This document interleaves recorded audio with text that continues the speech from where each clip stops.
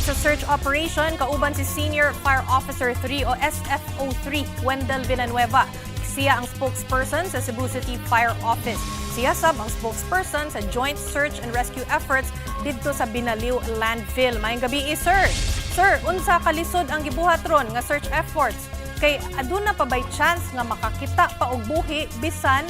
duha na kaadlaw ang miagi sukad na hitabo ang trahedya? Doon na tayo na detect ganiha nga nakita to doon na pa signs of life duha ka buok heartbeat no ato ang na monitor sa ato ang gigamit nga kaymanan gipawam sa tuwa sa usa ka pribado nga nini ang kumpanya no. We are hoping na unta makatuloy pa ta og buhi nga victims no. We are hoping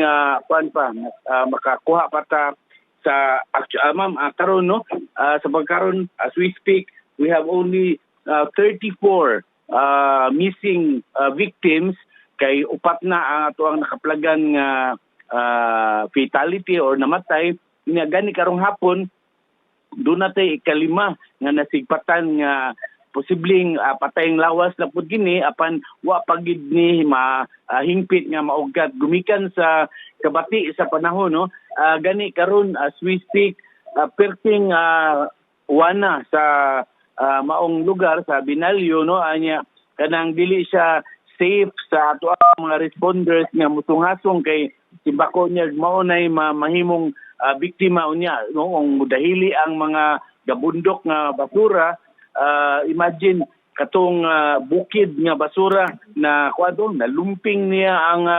kinini ang putaw no nga dagko kayo. So ingana ang magnitude sa kabugaton no ila ka tonelada ila ka milyon siguro of tons no ang nidatog sa maong edipisyo maong himpit kini nagusbat no. So mao nay usa sa ato ang struggle usa na sa mga challenges nga atong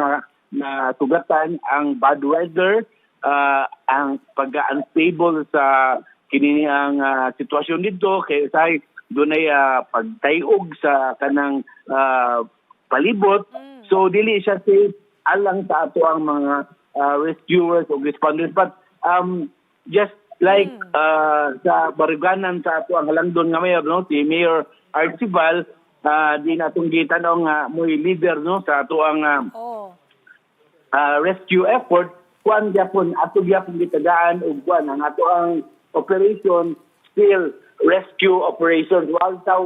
ta mo lugat gid no ni kuan gyapon ta we are hopeful nga buhi pa ang mga tao nga kay wala pa ta mo ilawom kay wa pa ta mo give up sir pero mangutana lang kung grabe man di kayong damage at bugat kayong basura wala ba di ay nato ni na foresee o nakit-an daan nga posible ning mahitabo dinhi sa Binaliw landfill ba?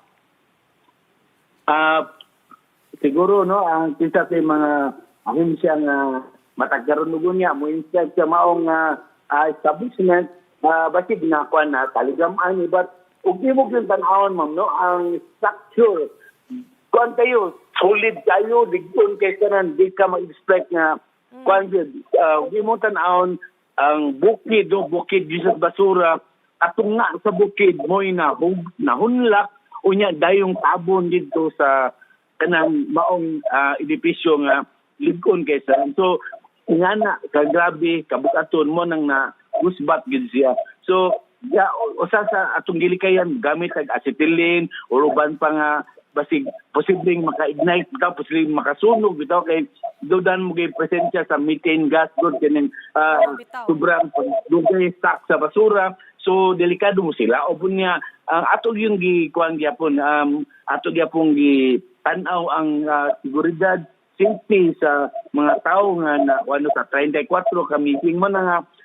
pinagi sa inyong programa ma'am among ipabot dito sa mga biktima daghan kay na dawat nga mga dili maayo nga komentaryo especially sa mga kinini ang relatives no but we understand that we fully understand that nga okay kisay sama bisag ganang kon na siya kanang makarelate na kay kanang bitong matag-responde na mo sa sunog ko magidaghan kay panghimaraot among madawat bisan og di man kami may nagtunog no igo gimi ni tabang igo raming ni patay sa kayo pero daagya po yung mga masdanong mga tudlo nga mo tudlo dugay mo na basta pa kanang blame but me masabot ni sama sa karon nga tabok nga daghan sila na lang kunontay mo kuy basi nakuha but niliing anak kasayon ang operasyon kinahanglan highly technical kinahanglan expert nga kon move dili ni ingon nga ganang pinataka ko nang magkuy-kuy lang tadi magkautaw ganang para TikTok. No, it's not that niya considering the area very unstable gamay ra tong sibya di ta migangan moabot sa punto nga ang nag-rescue mo na i-rescue kung unahan so kuan na siya that's a no the, safety first isa so Sir, labi na karon no hudan tagkuan ba basi hudan tag time na lang ko yung last question nimo kay base sa atong research ba prone sa landslide kining dapit sa Binaliw unsa man ang angay na tumbuhaton aron masiguro nga malikayan ba ang mga ingon aning trahedya para mahibaw-an sad sa mga gatan-aw nato ron og kanang nagpuyo ta no nga usa ka landslide prone area mas maayo siguro nga hikling na ta adto ta sa luwas nga lugar sama usab kay iyong lugar kanang kanang flood prone area so dapat mo hikling na ta mangita ta og lugar nga mas luwas no so sama sa karong pahitabo makta kuan na ta nga actually di man ingana kadaghan nga mga panimalay sa palibot wa may panimalay nga nadaot no katorgyud